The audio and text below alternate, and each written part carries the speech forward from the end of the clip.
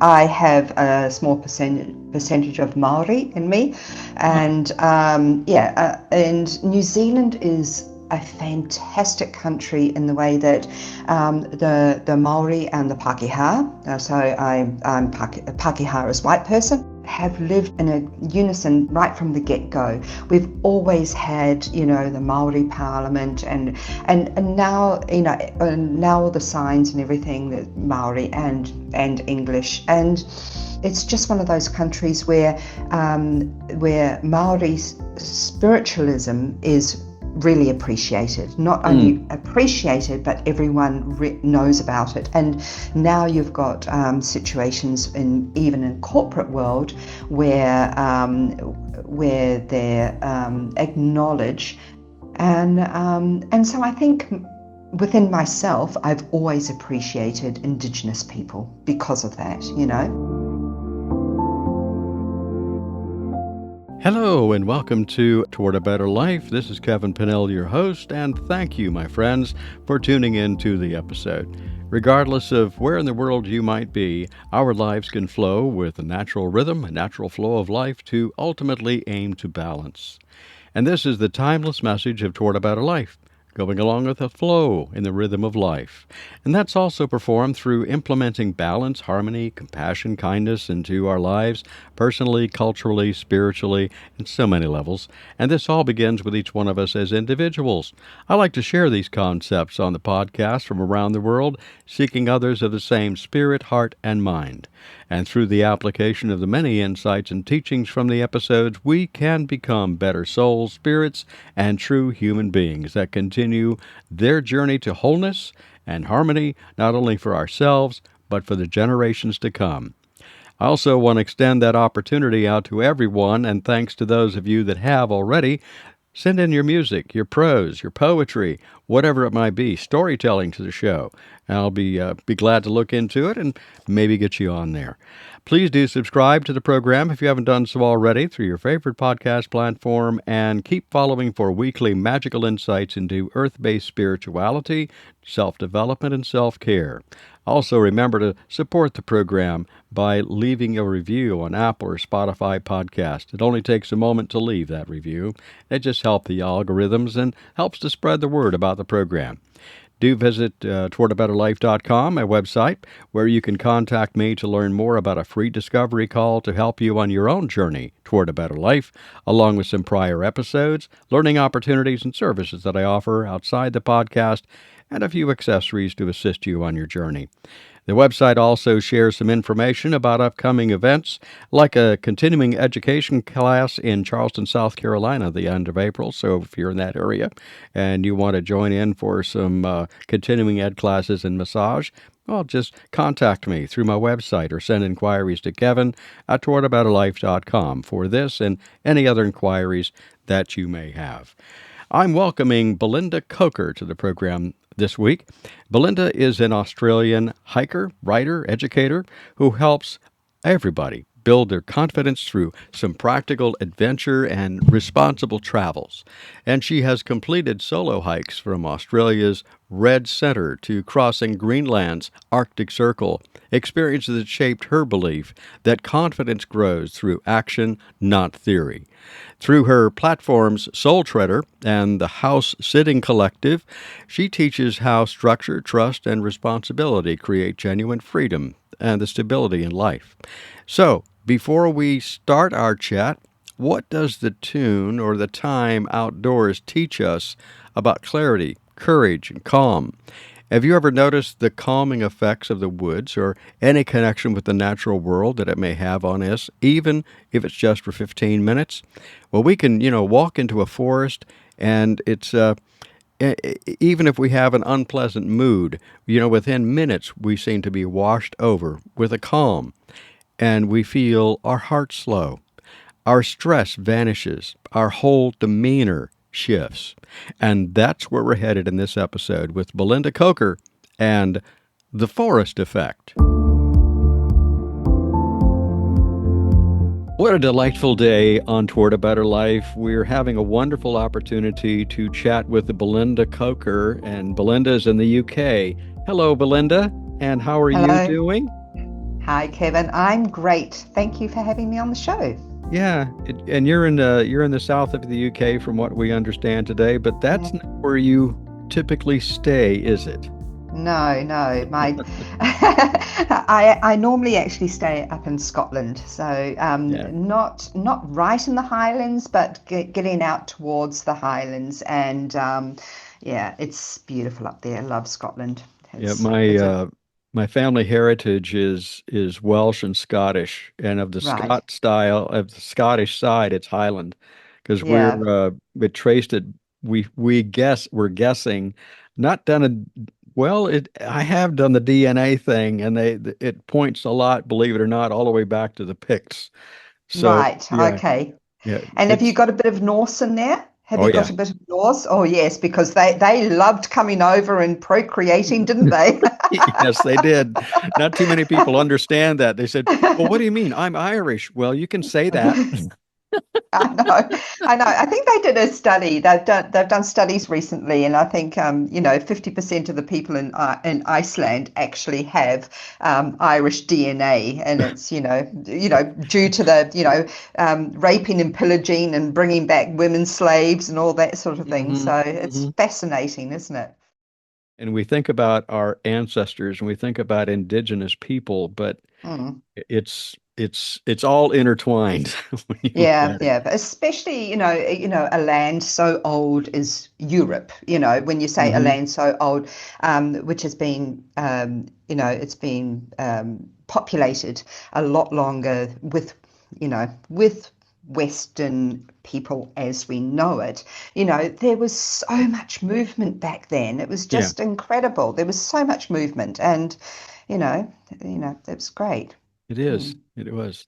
So tell us a little backstory on Belinda. So I was born in New Zealand, and in my early adulthood, early 20s, I decided to go traveling and put a backpack on my back, and off I went. And I spent a lot of time in Southeast Asia.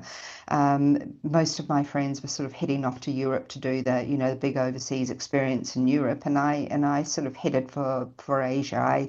It was a continent that really drew me. It really did. It was I love the culture, I love the weather, I love the food, and so I kind of spent a lot of time there. And when I came back, I settled in Australia, and that's where I had my family, and my children are all Australian. So yeah, so I actually have dual nationality, and now, oh well, and then I spent quite a few years in the corporate sector before one day when I turned, when I was in my middle age, I looked in the mirror one day and decided that I no longer wanted to be in the corporate sector, that I wanted to have a little bit of adventure.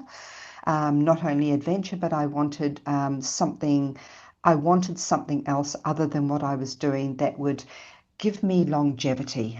Hmm. I really felt that this continual working, the stress, the wearing of a zillion different hats for everyone else but myself, Mm, was aging me faster than I could keep up. And I looked in the mirror one day and I couldn't recognize that person that I saw, and I wanted that younger, carefree, adventurous spirit back.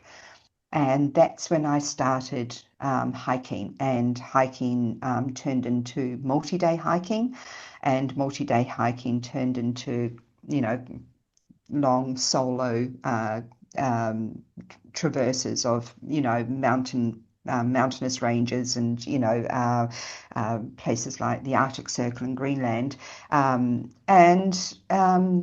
and until just recently, I attempted the GR131, which is a traverse over the Canary Islands, which are an autonomous group of islands, which is Spanish, but they're autonomous, off the coast of Western Sahara. And that's when Mother Nature really dealt me a little bit of a blow and said, right, let's just put you in your place, shall we? I know you wrote me about. we had scheduled this, and it was like, you're not going to believe this, but it's Mm, kind of a narrative that tents are yeah, so interesting. yeah. And they create a personality of their own at the last Oh, possible moment. Uh, anything that could have gone wrong on that hike went wrong. Mhm. Hurricanes, hypothermia, you name it. It happened, and it wasn't just one isolated incident. It was like there were several different incidents that basically said to me, right, now it's not the time. And it was just like, well, something else, something you have something else more important to do right now. Yeah, So, we'll yeah, revisit that later yeah, at a more opportune time. yeah, yeah. So you have set up a website, and I looked it over, and we just enjoy the outdoors so much, and we talked about, forest bathing and just connecting with the natural world, and that's Mm. kind of that keeps back coming back to that. For me, it comes back to the Druid stuff where Mm. we really do honor the land, and we respect the land, and we see ourselves as a part of the land. But the thing that was really cool with Soul Treader is your website, and everyone, that is Soul Treader, TREADER.com. And there are all kinds of links that you've got in there. You've got hiking guides, gear guides, and all kinds of stuff. And when did you put that together, the Soul Trader? Soul Trader. 2 years Soul. ago. Okay. Mm. Yeah. So, yes, 2 years ago, I think it was just on 2 years ago, I launched the website. So, yeah, it started off as a hobby. It's not something which, it's not a big corporate thing or in any way, shape, or form, but it's my love and my joy and what I enjoy doing. And um, the other thing is I want it to be an educational center for people. I've got a lot of things on there, like for example, I've got a whole article on snake bite management. So if you're an American and you go to Australia and you get bitten by a snake, you need to handle your snake bite completely differently than you would if you got bit by a Really? snake in Australia. Yep, they're two completely different types of snakes. Australian snakes bite into the lymphatic system, and pit vipers, which is the most common type of snake in America, bite into your hemoglobin system, which is your blood. Sure. And so your management of your snake bite is completely different. And so all the Australians, we've all got snake bandages in our first aid kit. All Australians hike with snake bandages. Everybody knows how to bind a limb that gets bitten by a snake. And if there's any American listeners, I've gone, that's not what you do. Yeah. And of course, it isn't, because if you did that with a hemoglobic bite, you would lose the limb. And Sure. if you didn't bind it in Australia, as you do when you're in America, you would. That venom will it will travel through your lymphatic system, and Hmm. so and it's actually quite interesting. So I've got an article on that. I love being able to educate people because hiking and the outdoors, there's so much on social media. Oh, this hike's amazing, and you've got influencers, running around up and down hills, with sexy backpacks on and looking cool and wonderful and all this sort of thing. And it goes, oh my God, I want to do that too, And the problem is that a lot of people go out into the wilderness or into the, out, and especially in mountains, and have absolutely no idea what the dangers are. And they might keep going out and camping and everything for about 5 years, but one day, as what happened to me last week, danger can come knocking and tap you on the shoulder and say, "Now it's your turn," and it does happen. And Mm. yours was hypothermia last week. Yeah, Overnight. yeah, Yeah. Yeah. yeah. So, It's a and very real thing because I remember, like, oh, I think is it Into the Woods? I'm pretty sure mm, it's the story of a guy who walked the Appalachian Trail, mm, and if you're thinking about doing a long trek like that, you Yeah. really do need to do your research because, like you Yeah. just said, and your experience, it'll happen to anyone. Yeah. Now, at the other end of the spectrum, with us, we are familiar with survival skills, earth-based Mm. work. We've even built debris huts and start fire with sticks. We've done the whole Yeah. thing, the two of Yeah. us. But now we do a camper, and people say, Yeah. "Well, you're glamping." I said, "No, I'm not. We use plastic wine cups." So, um, but we were venturing. I talked about this in my own podcast recently, a couple of months ago or whenever. But we took a trek over to the coast of North Carolina. We went to the Outer Banks. Mm. And we'd been wanting to go there for quite a while, and it's a phenomenal trip. It's beautiful.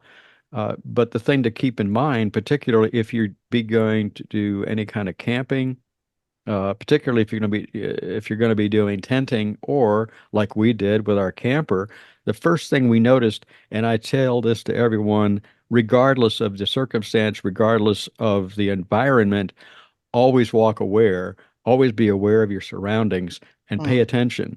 First thing we noticed when we got into that national campground, Belinda, was no one, underscore that, no one had the awnings out on their campers or their motorhomes.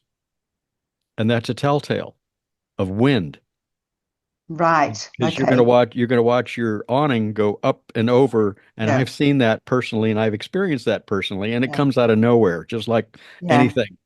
And it was windy, and Yeah. we put our awning out for a couple of minutes and got deluged by rain, and then we had to leave it. We had to open it and close it a few times while we were there for the week just to let it dry back out. But you really Yeah. need to walk aware and be aware of your surroundings at Yeah. all times. Yeah. And I correct me if I'm wrong, but I would say that's where some of the most difficult challenges come along is when we stop being aware Yeah. when we're Yeah. out. Absolutely, and it can be so easy to miss signs, and especially if you're sort of walking along. Like I really zone out sometimes Yeah. when I'm hiking. I just, I'm thinking about this, I'm thinking about that, and I say that hiking's wonderful because it softens your amygdala, in your brain, and you lose your stress. So, we say that the hiking, it being at one in nature, it softens your stress levels, by, but the problem is that, I start really thinking, yes, my stress levels might soften and they might lower or disappear completely, but suddenly I just sort of get all these great ideas, and I'm thinking about this and I'm thinking about that. And suddenly I look around and I go, oh my God, look at that big cloud. Oh my God, we're just in for a thunderstorm. Or I forget to turn around, and especially if I'm doing an out and back hike, I forget to turn around and have a good look at what's behind me, so that when I'm actually walking back out of the track, things look familiar. Hmm. Just all sorts of things where I might miss a turning, and so there's lots of, I don't sound very experienced when I'm talking about that, do I? But Oh, I don't know. For those of us that have been there, trust me, and those of you that have not, trust us. This is true. This is real yeah, stuff. yeah, Tell me that yeah. you said before we recorded you had a story about an adventure that you had was it in Central Australia? Yeah, so I traversed the McDonald Ranges. So this is known as the Larapinta Trail in Australia. And if there's anyone considering hiking in Australia and want to see the real Australia, the Larapinta Trail is absolutely amazing. It's probably about 14 days, and and there's sort of like there's ability to put food drops up, and so you don't really have to go for more than 4 days days without doing a food drop. But the red centre in Australia is basically it's right in the middle of the desert. It's where Uluru is. If you're not sure what Uluru is, it's also was previously known as Ayers Rock. And so the middle of Australia is red dirt, which is why it's called the red centre.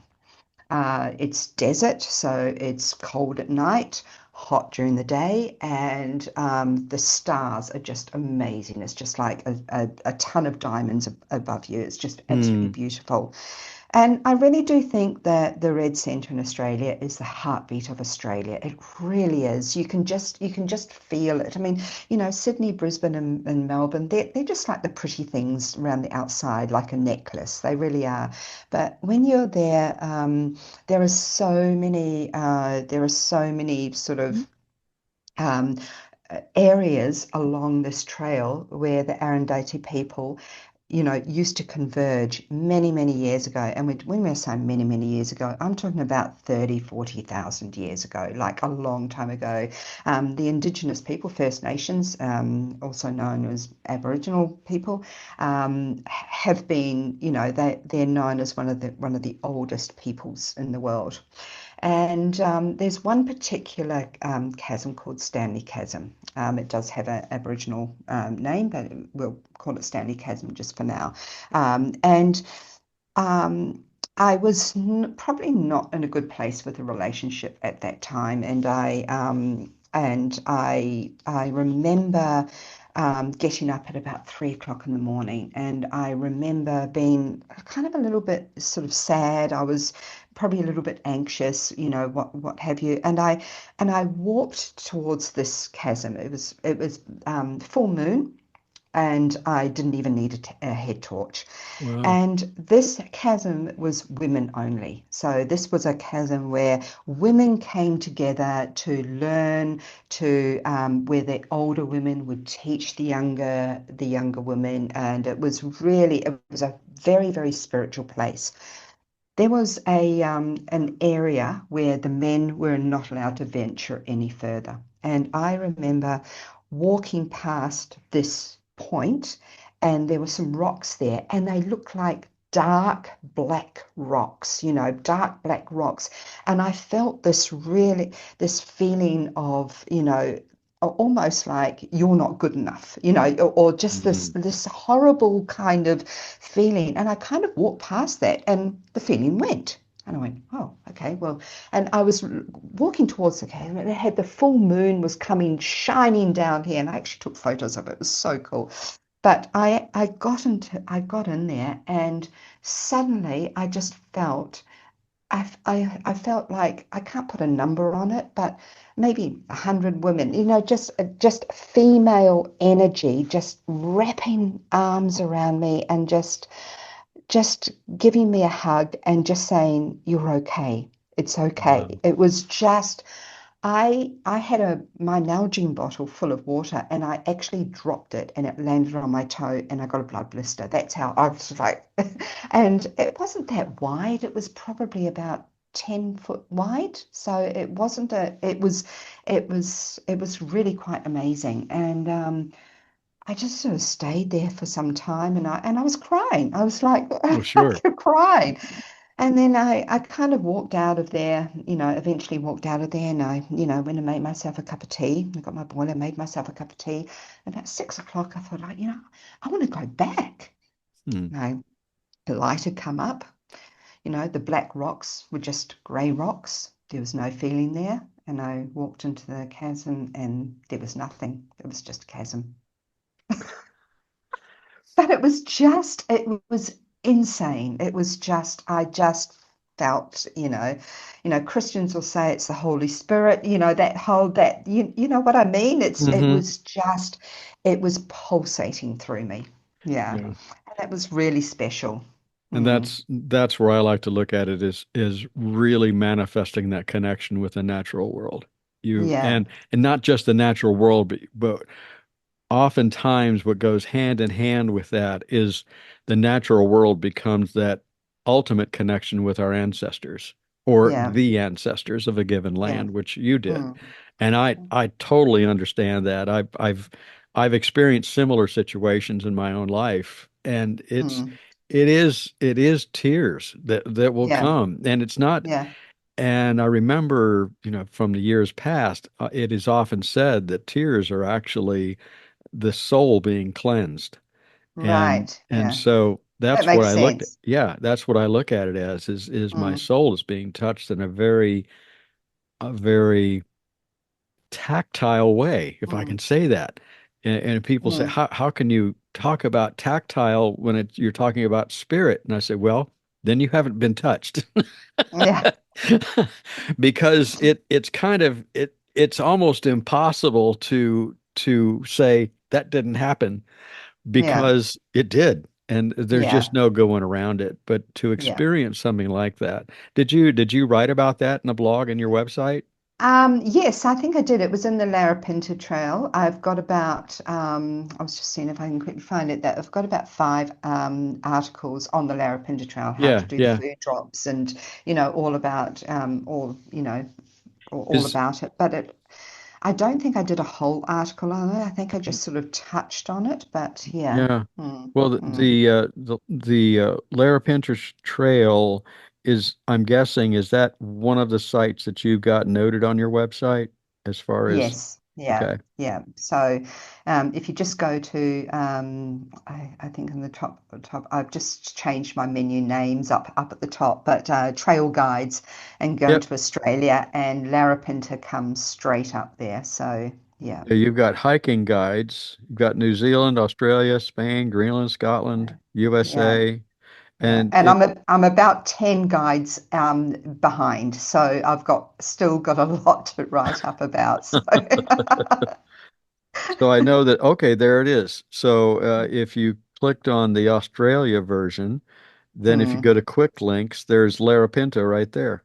yeah, So yeah, it's uh yeah, it's such a beautiful, beautiful narrative, I'm going to say. And it's yeah. so helpful. And oh, I just got a pop-up. It says pack light, pack right, free multi-day hiking packing list.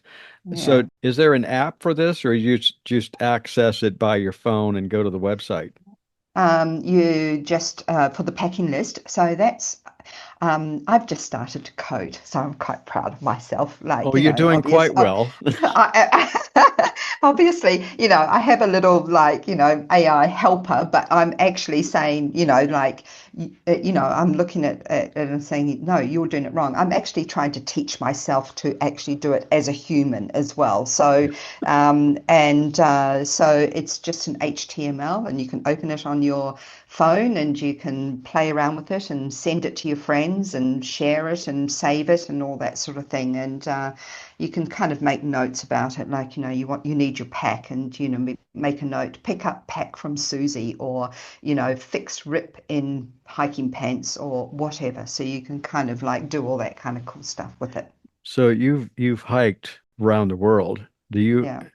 and I'm going to ask you the impossible question. Do you have a favorite? If not Uh, a favorite region? I am going to say that the Canary Islands I just came from were magnificent. They were just amazing, and really can't wait to go there. They and that too are you're actually following the indigenous paths as well on the islands. So they were, I think about. Something like, I think I read 600 years BC. They were inhabited by the Berber people, and so they're considered like the original inhabitants, and they're all kind of mini volcanoes, but they're Mm, just the beauty is just insane. It really is. And so I think because that's fresh in my mind, I hmm really like that. I loved Greenland, hmm absolutely loved Greenland. I wasn't that keen on Iceland. hmm. Um, I loved Greenland. I loved the people in Greenland. I made a lot of Greenlandic friends. yeah, Greenland was raw. It really was raw beauty. And the interesting thing is as you're walking through the path, along the track. So the Arctic Circle Trail goes from the ice cap all the way to the sea, along there. Wow. And it really is beautiful. There are no trees. So there are no trees. There are no leaves rustling. There are no birds, there are no little chipmunks or anything like that. So you are walking in silence, and it is just insane. It really is. It's amazing. And I just love the Greenlandic people. They're just, that they all hunt. Hunting is part of their indigenous culture. And I got given seal meat and Wow. whale meat on the trail. It was just beautiful. And you can and that trail follows an Inuit hunting trail as well. So there's little huts which have been sort of built along the trail, that you can stay in. They're all free. It doesn't cost, but there are rudimentary. There's a fire in them, and I don't know where you get the wood from. Um, I didn't explore that one. and It's shipped in from the UK, but go ahead. and Scotland. I can and it was really, really hot the first 6 days. So it was, can you work in Celsius? Um, I I'm a little rusty on it, but sure, go ahead.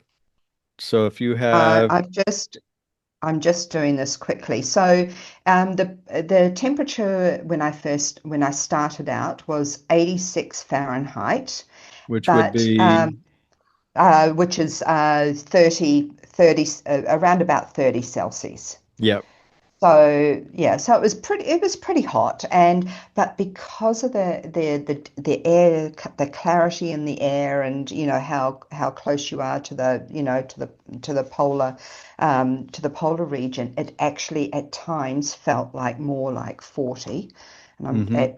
which is around about 100 Fahrenheit. So it was really quite hot, and you think, oh, Greenland, it's full of snow and all this sort of thing, but this is, when you have 24 hours of sun, and that's beautiful in itself. That is, I actually got out of my tent at midnight and to do my thing, and there was a reindeer right outside my tent eating, and I was just like, oh, oh, oh.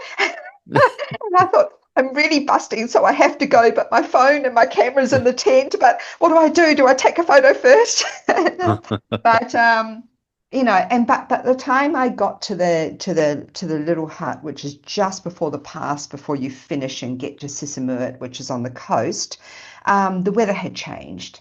And I got to the little hut, and it was built on rock and held down by these steel cables, which were, really strong steel cables. And I kind of knew that the hut had been there for, several years, so it wasn't going anywhere. But so I got into the hut, and I sort of settled down for the night, and I thought, well, I've got one more day here and one more day of hiking. And then that night, the storm came through, and this little hut was going like this, like a little like pendulum on a clock, like back and forth and back and forth. And I was on the bunk going, whoa, whoa, whoa, whoa. And I thought, well, I've got about 3 days of food because I packed extra food just in case. And the next day, I looked outside and it was snow, and I thought, right, okay, I'm not going anywhere today. So, I'll so it wait was, so it was 80 something degrees and before. it went down to about -10 and -10. So it went down to about 14. Yeah. Yeah. Yeah. Which is And insane. and I anyway, so I decided, right, I'll stay here for another day because I knew that other people would eventually come through, and I knew that I was, if I had to push the SOS button, I could, but then, I wasn't going to do it straight away. It wasn't, there was no, it wasn't that much of an emergency, and I could tell by with my little Garmin that, the weather, this storm was going to pass. Anyway, so later on that evening, the next day, and the door opened, the snow came in, and in walked two Greenlandic ladies with a bottle of Jägermeister. And they and they anyway, so they'd been hunting and they kind of had an Arctic hare. And I don't know that they were, they were sort of peeling bits off it, and they were, cooking it up and that sort of thing. It was just hilarious. It was just, I just had so much fun that night. It was so much fun. But I really liked the Greenlandic people. I really did. What a Yeah. connection. Food. Yeah. That's and they were there. We're obviously they're Greenlandic folks. Mm. And did they have a full history as their family being there for maybe some generations and so forth? Yeah. Yeah. They were Inuit. Oh, okay. Yeah. Yeah, I'm not sure what the plural for Inuit is. Is it still Inuit? probably. Yeah, Yeah. yeah. Yeah. If But it's not, we'll find out. yeah. So yes, so they, and I just found, and so the next morning, it's still, there's snow still around, the storm's kind of stopped, and I'm just saying, do you think it's safe to go over the pass? And they're getting dressed and they're looking at me as if to say, what's wrong with this lady? And so I said, "Oh, I'm coming with you." And here's this little Aussie sort of racing after these Greenlandic people. But don't leave me behind. What an Yeah, adventure. A lot of good adventures. yeah, That is phenomenal.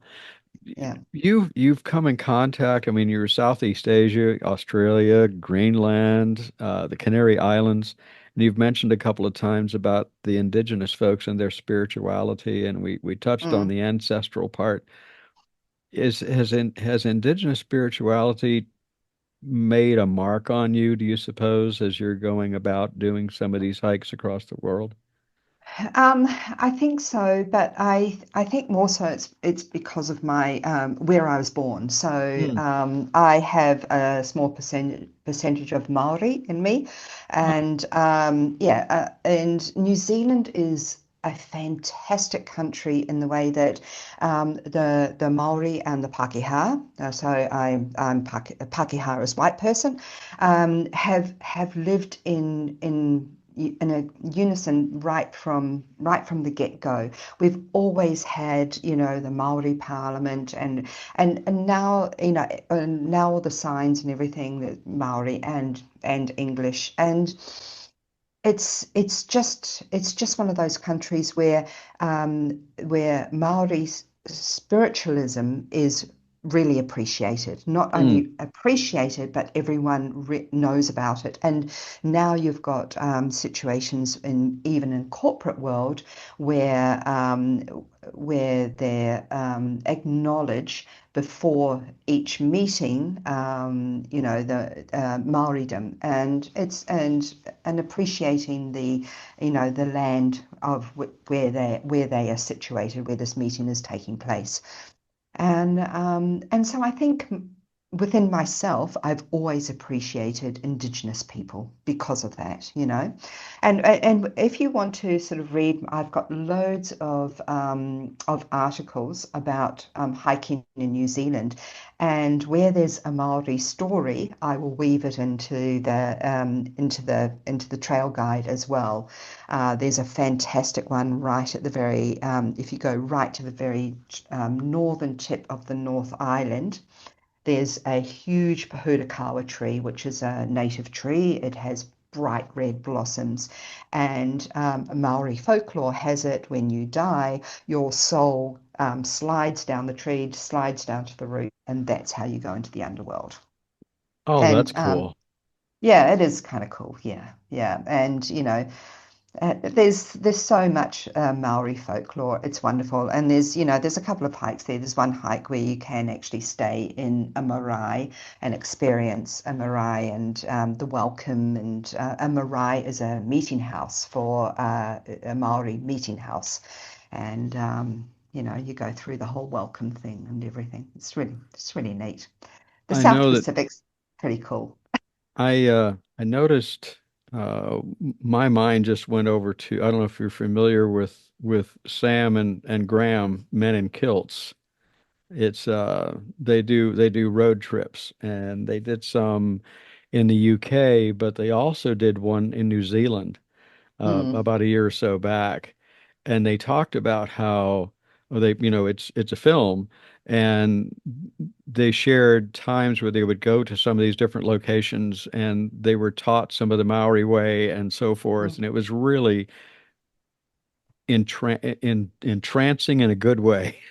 It Yeah, was yeah, enchanting, is what it yeah, was. yeah. And you look at some of the lifestyle and things like that, and it's attractive, yes, but I think the thing that really spoke to me mostly, anytime I look into indigenous spirituality or anything dealing with the indigenous people, is each one has their own unique style of connecting with their ancestors in the natural world. Mm.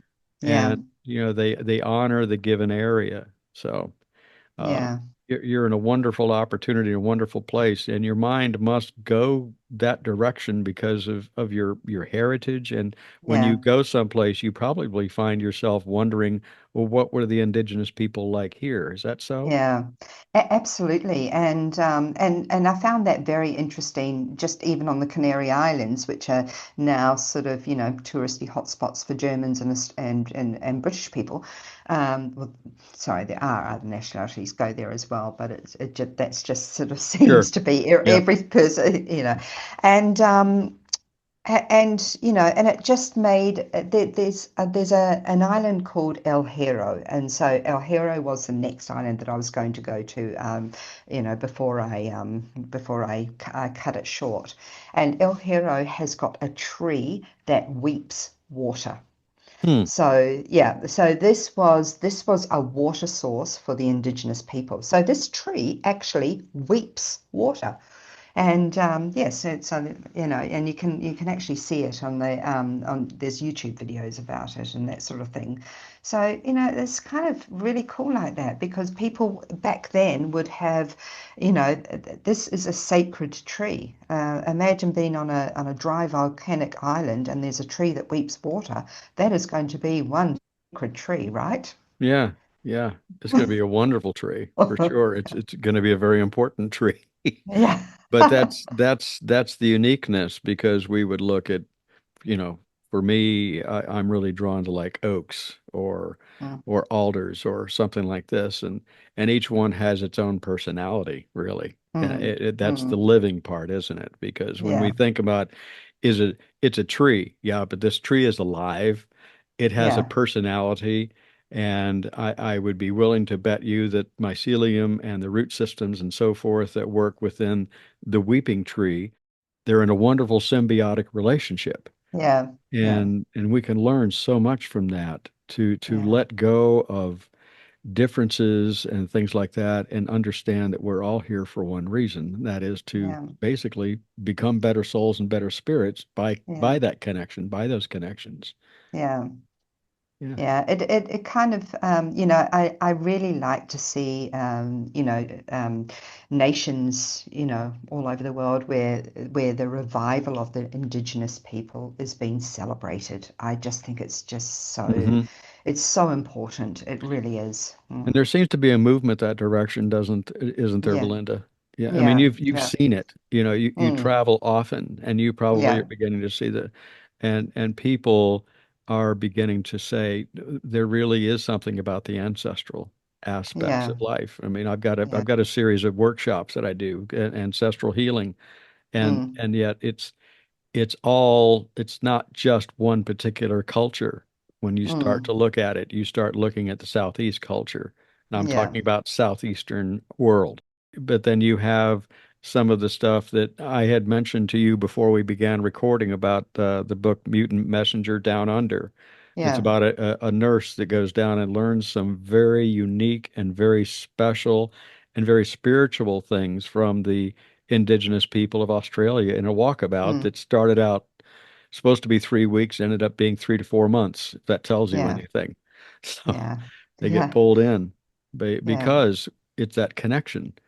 Um, mm. if you had a message that you would want to give to people when they're going in an area, I have something in mind, but what would be your thoughts if they're going to something brand new and they want to really experience that land and they're very interested in connecting with it? Do you have any thoughts about maybe some things they could do to connect with them a little more?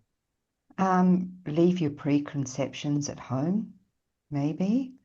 Uh, everyone's different and everyone's at different stages on their journey of maybe finding out about different nationalities or different cultures or different indigenous peoples or whatever. And that's okay.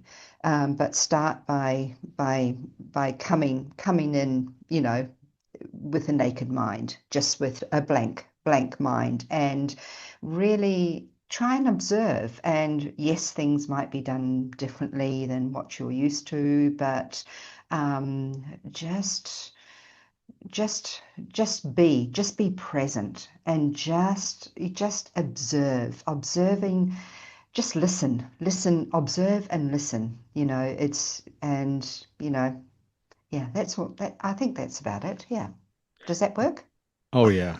Oh yeah. Well, it works for you, works for me because it drives toward the thought that I had, and that is that if we really want to learn something, Hmm. there's the silence. If you really Yeah, want to learn something, and just yeah, be, just you said yeah, it, just be.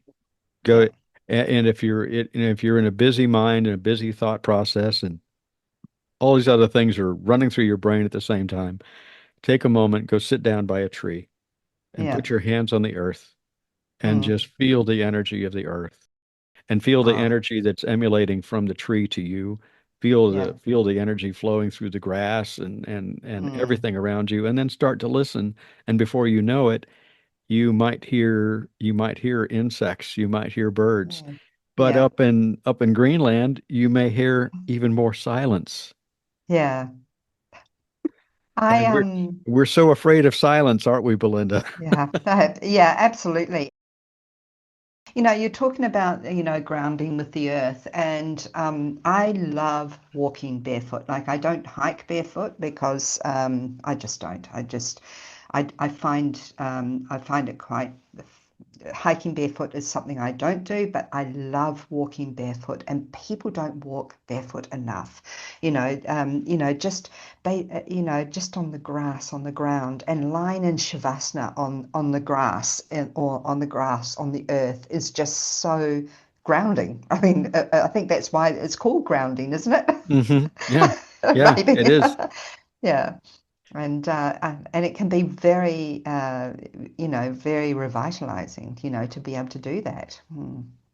And I think that's part of the uh, outworkings from when we go in to talk about forest bathing, is that Mm. connection that you have. Yeah, yeah, And that sort of connection is from a healthy standpoint, from a wellness standpoint. That's the uh, kind of stuff that will actually boost your immune system.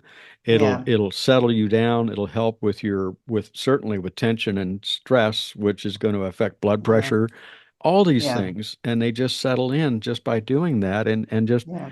going out for a walk. We talk about the hikes and so forth that you do, and they're beautiful.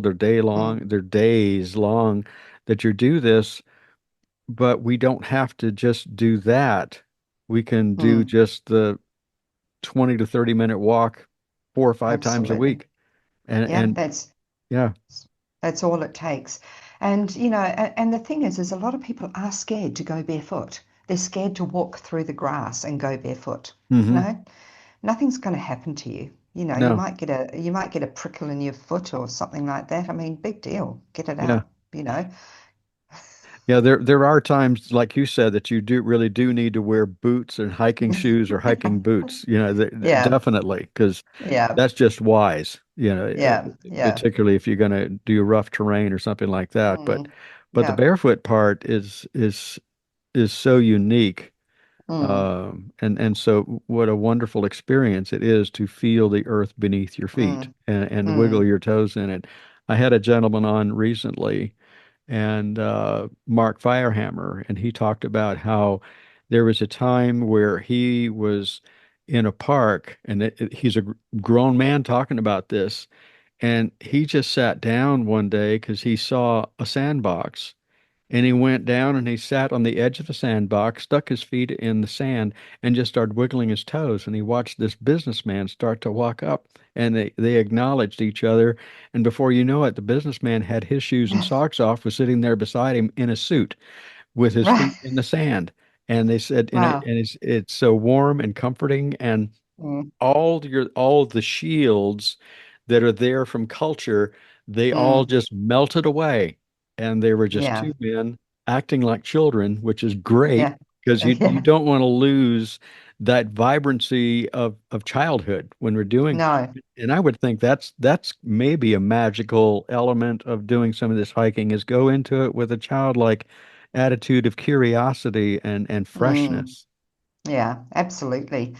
And yes, and curiosity. You said that that's you really hit the nail on the head there.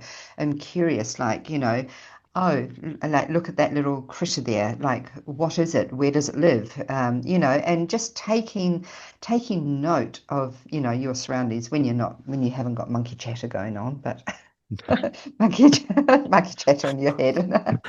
Why do we pick on monkeys? It's probably because I it's a really good illustration when you think about it. Because when I think about them, I think about spider monkeys in a zoo someplace, or Yeah. spider monkeys, and they're flitting from tree to tree to tree to tree, and Yeah. it doesn't, then the other part is squirrel brain. There's another good one. Yeah. Yeah. Mm. But so if you take the opportunity to, you can enjoy the childlike stuff, but if something comes along your path as you're out and about doing this sort of thing, stop because that's your Yeah. indicator. Stop for a Yeah. moment because there's something else possibly very special there for you. Have you run Yeah. into stuff like that? Um, yes, from time to time, especially if I'm somewhere new. And I mean, oh, well, actually, no, in my home territory as well. Like, when I've been hiking in Australia, I don't have a fear of snakes. I find snakes fascinating, Yeah. and I know we have the most venomous snakes in the world, but they're also the most scared. Like Australian snakes, there's a few that will, there's a fair snake and a few others that are actually quite, can be a little bit gnarly, but most of them, they don't want, snakes do not want anything, well, most snakes do not want anything to do with you. They're not interested in you. You're not food. If they bite you, it takes a lot of energy to give a venomous bite. And so they have no interest in you whatsoever. But I love watching them. I find them fascinating. I find snakes absolutely fascinating. I do, and all other animals. I can remember when I did a hike in America. Oh my gosh, I saw a bear for the first time. I was entranced. And I was doing the Tahoe Rim Trail, and I was just about to go into the desolation wilderness where there's no mobile reception at all, or cell phone reception. Oh, And darn. yeah, and I did, I know, which was fantastic. But I sent a message to my kids, seen a bear. Oh my gosh. And then anyway, so then I keep hiking like into desolation wilderness, no reception for 3 days. My kids didn't hear from me for 3 days and they were just mortified. They were like, Mom, what's happened to you? But I can just remember the bear just bounded over the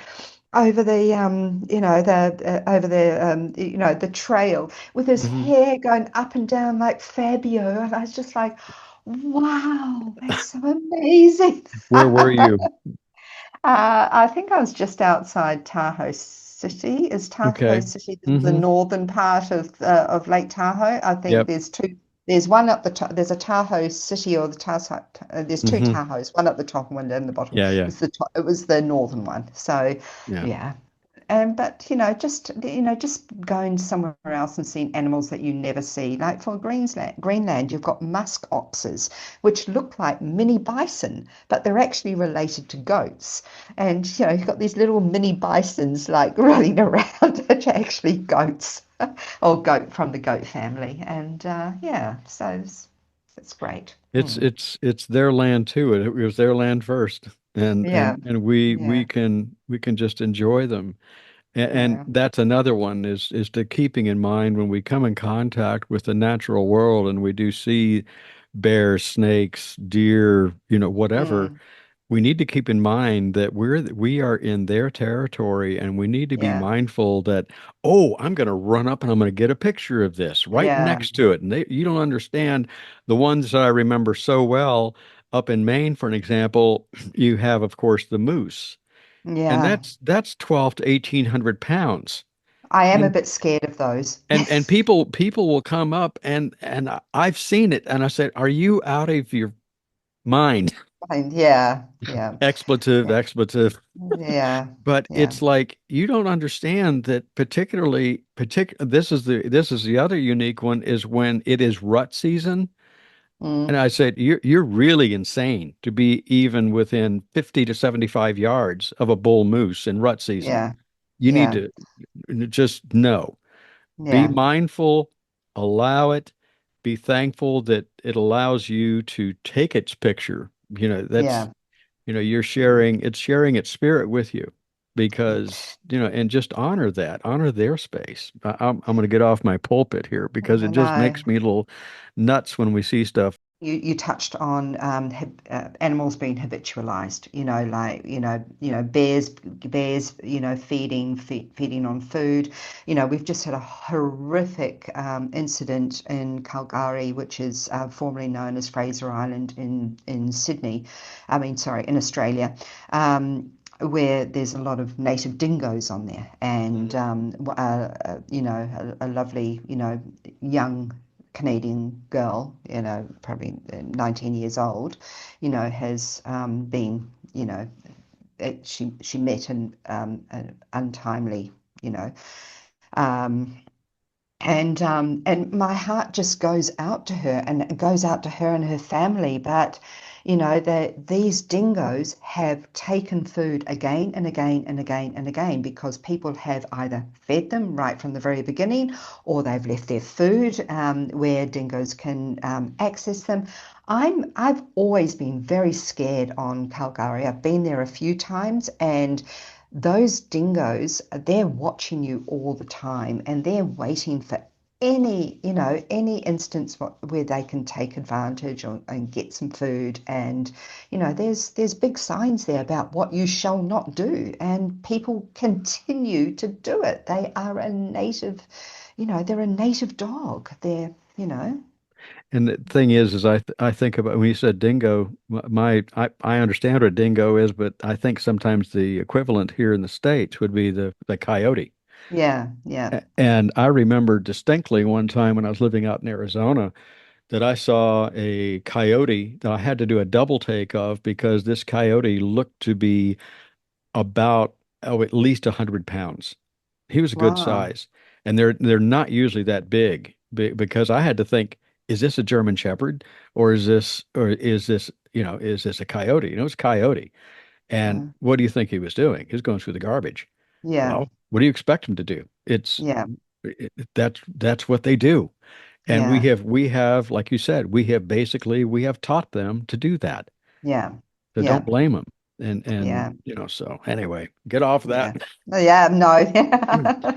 Go back into the beauty and wonder of wandering and hiking this beautiful Mm, land. And I say beautiful land, it's anywhere that you might be. yeah, People yeah, listen to the podcast around the world and yeah. whatever land that you might be. I remember I either read it or I heard someone talk about it or whatever, but they had talked about one of the things that was very unique is whenever you go into a given area, seek the ancestral spirits of that area. Mm, And like you said, go into it with an open mind and mm, be accepting mm, of the spirits of the land that are there because mm. who knows, maybe you might feel hugged by 100 ancestors all at once Yeah, when like you did in the chasm, which yeah. was that was magical, I'll bet. Yeah, it really So was. Yeah. yeah. My next hiking trip's actually taking me to Greece, and I've never been to Greece before, and that's going to be interesting. I mean, there's a lot of, there's a lot of age there, in the sculptures and, life and all in Greece. But yeah, it's going to be very interesting. So That's a lot of this material that you have on your website, that's all about the experiences that you've had and with the hiking guide and so forth. mm, Do you ever lead trips or you just like to record them and share them? no, Because I want to encourage people to be able to do this on their own, but yeah, there are a lot of tour companies where people can go on tours, and especially in Europe, there's a lot of trails where you don't have to camp out at nighttime. A lot of people would find camping out at nighttime kind of really quite hard. And also, maybe they don't have the strength or the gear to take their tent and their cooking and sleep system, all that kind of stuff. And really, it's a North American and Australian thing. There's a lot of legalities in Europe around what's known as wild camping. So we would call it in America dispersed camping or hmm backcountry camping. So that's in a lot of countries in Europe, that's actually not allowed, and it's illegal. And so you really need to, and it's also known as wild camping there.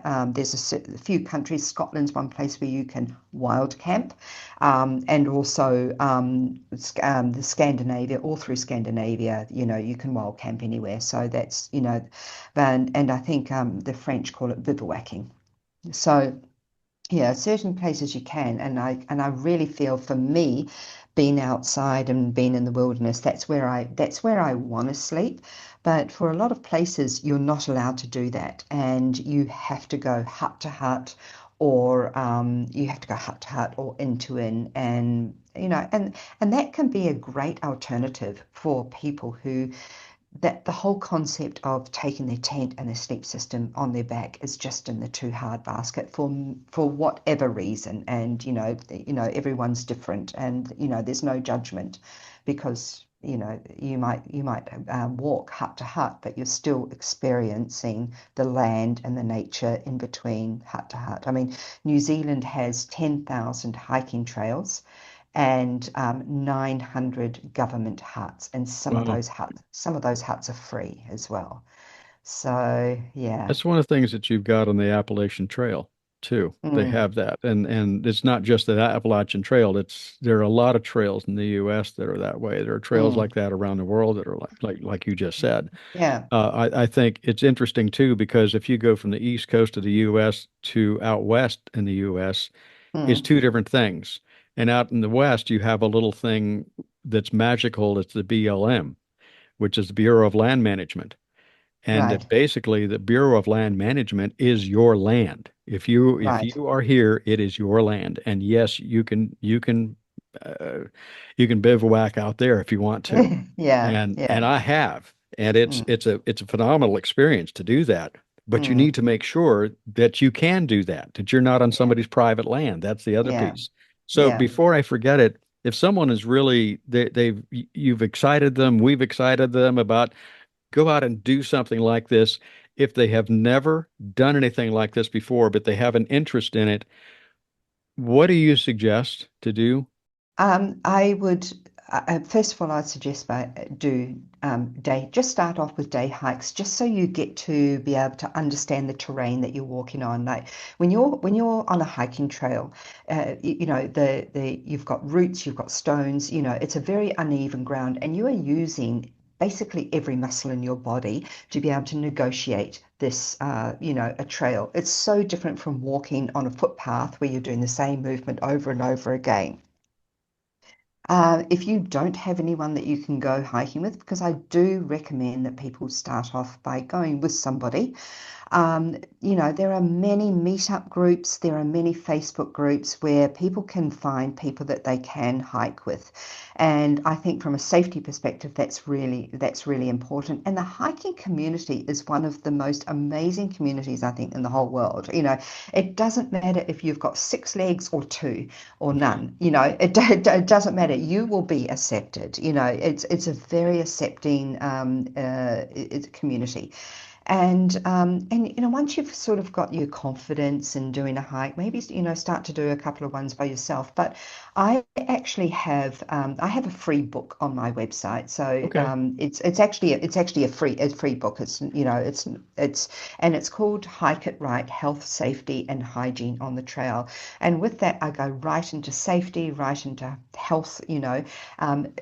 Making sure what happens when you're dehydrated and what Mm. happens when you're overhydrated, because there is such a thing as drinking too much water, and you lose all of your electrolytes in your body, and that can be very dangerous as well. I also go into cold and heat related illnesses, which is what I just had. So, but things like that. Just educate yourself before you go out to make sure that you are going to be safe out there. And there's so much information out there. But my book Hike It Right is actually it's a great place to start. There's no cost to it. It's a free resource, and yeah, and then just find a trail, ask as many questions. There's so many Facebook groups which are there, which we can ask questions. And if you don't have social media, have a look on my site. There might be some information on there. I've got, what to wear when you go hiking and all that sort of thing. So hopefully I can sort of, lead people in the right direction. And I understand that some people don't have access to Facebook and that sort of thing, because, I would dearly love to get rid of it. I really would.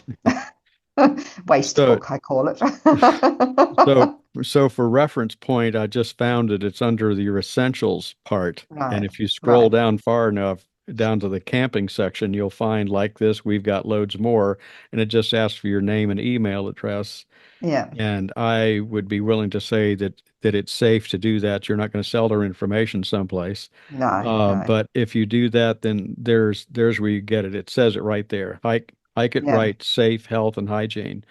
And yeah, just little pocketbooks. And I've had little pocketbooks like that in my life. And I found that those little books you can stick easily into your pack. yeah, And I mean, read through it ahead of time, obviously. But yeah. yeah. So Yeah, this, I'm just in the process of coding it as an HTML too. So yeah, okay, good, yeah, good. yeah. So what does our time has literally flown. Oh. But what does Belinda like to do to create a better life for herself? We probably know the answer, but let's hear it anyway. I like to do things that I enjoy. Okay, Hmm. so in my spare time, I like to sew. I like to cook. I love to provide food on a table. I would love to be. I kind of like the idea of being a homesteader and doing my own stuff. But that's I kind of. I like to do things that I enjoy, things that make me happy, and I've found that because my partner and I, we've taken early retirement because we want longevity in our lives. So that was one of the things that we made a decision to do. So we have now decided, well, if we're going to do this, we're not going to get our, all the, any sort of, 401 or superannuation or anything for a number of years yet. I turned 60 on the trail a couple of months ago. um, we live a very frugal life. And then all of a sudden, we've both looked at each other and gone, this is amazing. When you strip all the material, all everything that isn't important out of your life, and bring in things which are important, which are relationships, maybe things that you like doing, but a simple meal can sometimes be like a complete banquet. It really can, Hmm. and just enjoying the simple things in life. When I was in corporate world, I was staying in 5-star hotels, and traveling in the pointy part of the plane. And this to me is far richer. Hmm. Mm. So probably far more fulfilling, for Yeah, sure. it is. Yeah, Yeah. yeah. And this has been a fulfilling time. Ever so- It's been a great conversation, Kevin. Yeah, thank you ever so much, Belinda. Go out and enjoy it and enjoy a little solitude for right now and get prepared Yep. for your next trek in Greece. Thanks Yeah. ever so much for being a Okay, guest. wonderful. Thank you. Thank you. And that's our show for this week, everybody. Now go outside, take a hike, and connect with your forest, your nature preserve, or National Trust land, or just go out on the patio and enjoy connecting with your plants in your little garden that you've got there. You'll feel better, and you know you will. Thanks again to Belinda Coker for sharing the hows and whys of connecting with forests, mountains, prairies, or nature preserves. Be sure to check out the links in the program show notes for connecting with Belinda and her website. And as always, remember, a very special thanks to you, dear listener, for tuning in, because you are what makes the program possible. Remember, if you're seeking insights and advice on how to create a better life for yourself, and if you'd like to dive into self-care, self-development, experience hypnotherapy or distant shamanic work or Reiki, just drop me a line, kevin@towardabetterlife.com, for your free discovery call. And in that call, we can discuss your goals, your plans, and set some plans for achieving them, and move forward with your journey toward a better life. You can also visit the website, towardabetterlife.com, for some past episodes, blog entries, ways to enhance your spiritual journey, and some upcoming events. Please subscribe and follow Toward a Better Life through your favorite podcast platform, and leave your review, if you would, please, on Apple, Spotify, Overcast, whatever podcast platform you might be using now. And it helps to spread the word about the program and help to create that better life. Always remember, if you'd like to share your story, your music, your prose, or if you want to be a guest, please write to me, kevin@towardabetterlife.com. Until next week, enjoy your journey toward a better life.